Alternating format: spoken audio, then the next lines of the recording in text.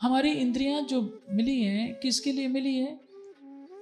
कार्य करने के लिए। इंद्रियों के माध्यम से हम सुख का भोग करते हैं, लेकिन इंद्रियों का राजा मन है। ये मन पर निर्भर करता है कि हमारी इंद्रियों की शक्ति किधर की तरफ जा रही है। जैसे देखिए, मैं आपको एक घटनाक्रम सुनाता हूं, उससे पता चल जाएगा कि दोष किसका है। सूरदास जी और तुलसीदास जी के बारे में प्रचलित है कि ये दोनों ही विषयासक्त थे, बहुत अधिक विषयों में फंसे हुए थे प्रारंभिक जीवन में।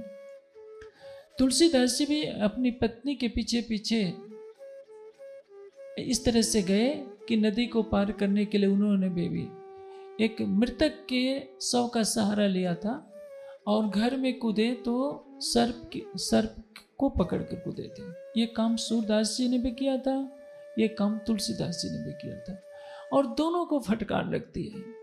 तुलसीदास जी को फटकार लगी तो वो भी विरक्त हो गए, और सूरदास जी को एक का विवाह नहीं हुआ था, एक वेश्या से उनको विवाह था। उनको भी उस वेश्या ने जब फटकारा तो उनको भी वैराग्य चढ़ा, लेकिन वो वैराग्य अभी क्षणिक था। वैराग्य का भेष तो धारण कर लिया था, किंतु कुएं के पास पहुंचे। उन्होंने कुएं के पास पानी भरने वाली कुछ महिलाओं को देखा। उसमें से एक सुंदर महिला को देखकर उनके मन में पुनः विकार आया। उन्होंने उसके पीछे पीछे घर गए और कहा कि एक सुई दे दो।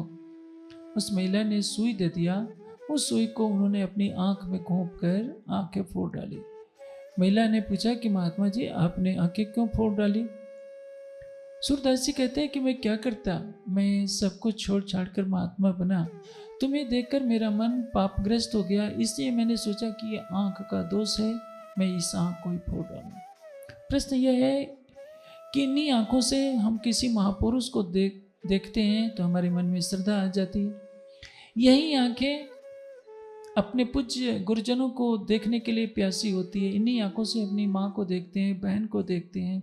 हमारी बहन कितनी भी सुंदर हो तो मन में विकार क्यों नहीं आते? दोष किसका है? मन का दोष है, आंखों का दोष नहीं है। आंखें तो संसाधन है। मन में क्या है? तृष्णा। तृष्णा का उद्भव कहाँ से होता है? जो संसार के पदार्थ दिख रहे हैं उनसे उनको भोगने की जो इच्छा है तो तृष्णा है। तृष्णा का उद्भव कहां से होता है? अज्ञान से। अज्ञान का मूल कारण कहां है? माया।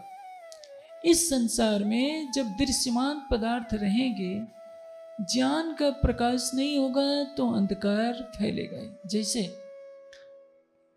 हम रात को सोते हैं, अंधेरा फैले रहता है। यदि सूर्य न उगे तो क्या होगा?